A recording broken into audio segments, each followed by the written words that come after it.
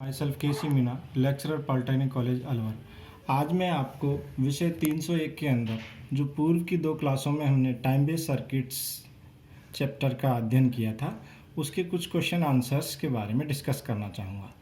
इसमें मैं कुछ फिल इन द ब्लैंक्स हैं, कुछ ट्रू और फॉल्स स्टेटमेंट्स हैं और कुछ मल्टीपल चॉइस के क्वेश्चंस हैं। तो फर्स्ट ऑफ ऑल हम देखेंगे फिल इन द ब्लैंक्स। तो फर्स्ट क्वेश्चन है कि टाइम बेस्ड सर्किट्स में जो वोल्टेज या करंट लीनियर फंक्शन होते हैं किसके, तो करेक्ट आंसर आएगा आपका टाइम के। टाइम बेस्ड सर्किट्स में वोल्टेज या करंट टाइम के लीनियर फंक्शन होते हैं, तो करेक्ट आंसर इज टाइम। दूसरा क्वेश्चन है आइडियल टाइम बेस्ड वेव के अंदर कौन सा टाइम जीरो होता है। ठीक है, आइडियल टाइम बेस्ड वेव में कौन सा टाइम जीरो होता है, तो इसका करेक्ट आंसर है आपका फ्लाईबैक और रिट्रेस टाइम। ये आपका फ्लाईबैक या retrace time time based ideal time based wave में आपका जीरो होना चाहिए। क्वेश्चन नंबर 3 है free running time based generator में किस सिग्नल की आवश्यकता होती है। Free running time based generator को काम करने के लिए किस सिग्नल की आवश्यकता होती है, तो इसका सही आंसर है किसी भी सिग्नल की आवश्यकता नहीं होती, क्योंकि free running time based generator में कोई भी ट्रिगर सिग्नल की आवश्यकता नहीं होती है। फोर्थ क्वेश्चन है टीवी डिस्प्ले में जो टाइम बेस्ड जनरेटर यूज होता है वो कौन सा है, उसका नाम लिखना है यहाँ पर। तो टीवी डिस्प्ले के अंदर करंट टाइम बेस्ड जनरेटर का उपयोग होता है, तो आंसर आएगा यहाँ आपका करंट। फिफ्थ क्वेश्चन है आपका time based generator using UJT के अंदर फ्रीक्वेंसी किस रेशियो के ऊपर निर्भर करती है, उस रेशियो का नाम लिखना है आपको। तो time based generator using UJT के अंदर फ्रीक्वेंसी स्टैंड ऑफ रेशियो नीटा के ऊपर डिपेंड करती है, तो यहाँ आपको फिल करना है स्टैंड ऑफ रेशियो। सिक्स्थ जो फिल इन द ब्लैंक है वो है आपका मिलर सर्किट एक्टिव डिवाइस के रूप में किसका यूज करता है, उसका नाम यहाँ फिल करना है आपको। तो मिलर सर्किट ऑपरेशनल एम्पलीफायर को एक्टिव डिवाइस के रूप में यूज करता है, तो यहाँ आपका ऑपरेशनल एम्पलीफायर आपको फिल करना है।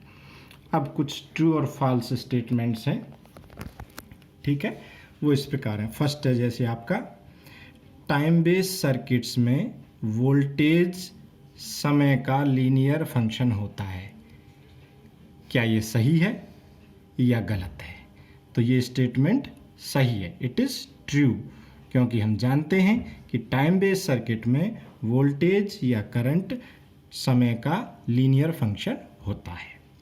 दूसरा क्वेश्चन है दूसरा स्टेटमेंट है टाइम बेस्ड जनरेटर्स रडार में उपयोग किए जाते हैं, तो ये भी करेक्ट स्टेटमेंट है, ठीक है, आंसर इज करेक्ट, ट्रू।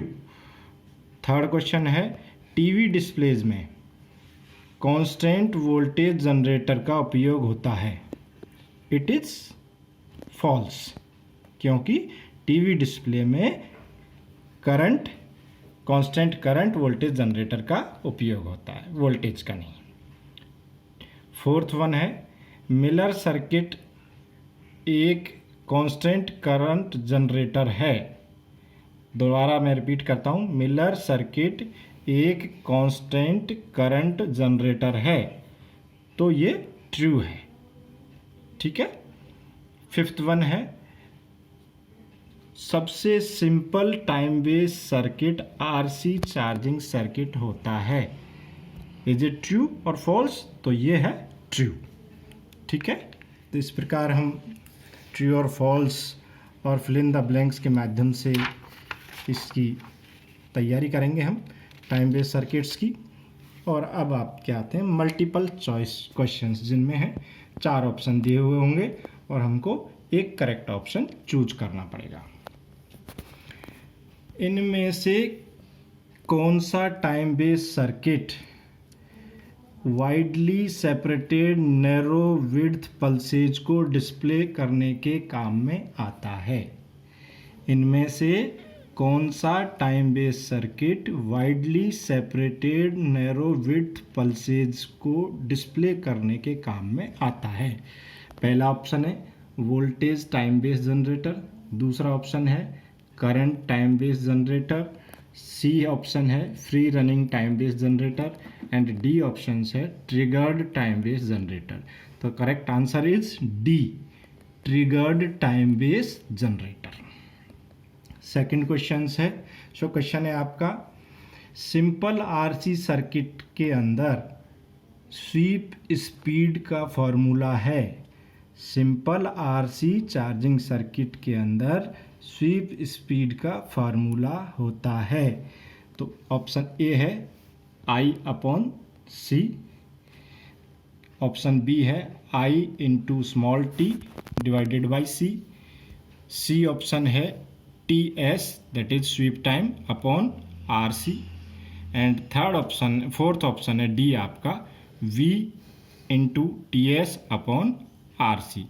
तो करेक्ट आंसर है आपका A that is I upon C. तीसरा क्वेश्चन है आपका स्वीप सर्किट यूजिंग UJT में स्वीप पीरियड होता है। दोबारा रिपीट करता हूं मैं, स्वीप सर्किट यूजिंग UJT में स्वीप पीरियड होता है। Option A directly proportional to R, option B inversely proportional to R, option C directly proportional to C and option D directly proportional to R and multiplied by C। तो correct answer is option D, directly proportional to the product of R and C। Question number 5 है Miller sweep circuit के अंदर amplifier का gain होना चाहिए। Miller sweep circuit के अंदर amplifier का गेन होना चाहिए। Option A infinite, option B finite, option C unity and option D 0। तो करेक्ट आंसर है इनफाइनाइट। मिलर स्वीप सर्किट के अंदर गेन ऑफ द एम्पलीफायर क्या होना चाहिए? इनफाइनाइट। 6th क्वेश्चन है आपका बूट स्ट्रैप स्वीप सर्किट के अंदर एम्पलीफायर का गेन होना चाहिए। पुनः मैं रिपीट करता हूँ, बूट स्ट्रैप स्वीप सर्किट के अंदर एम्पलीफायर का गेन होना चाहिए। Option 1 infinite, option B finite, option C unity and option D none of above, इनमें से कोई नहीं। तो करेक्ट आंसर है इसका option C that is unity. तो बूट स्ट्रैप स्वीप सर्किट के अंदर एम्पलीफायर का गेन यूनिटी के बराबर होना चाहिए। तो इस प्रकार हमारा जो टाइम बेस्ड सर्किट का जो सेशन है वो समाप्त करता हूँ। ठीक है।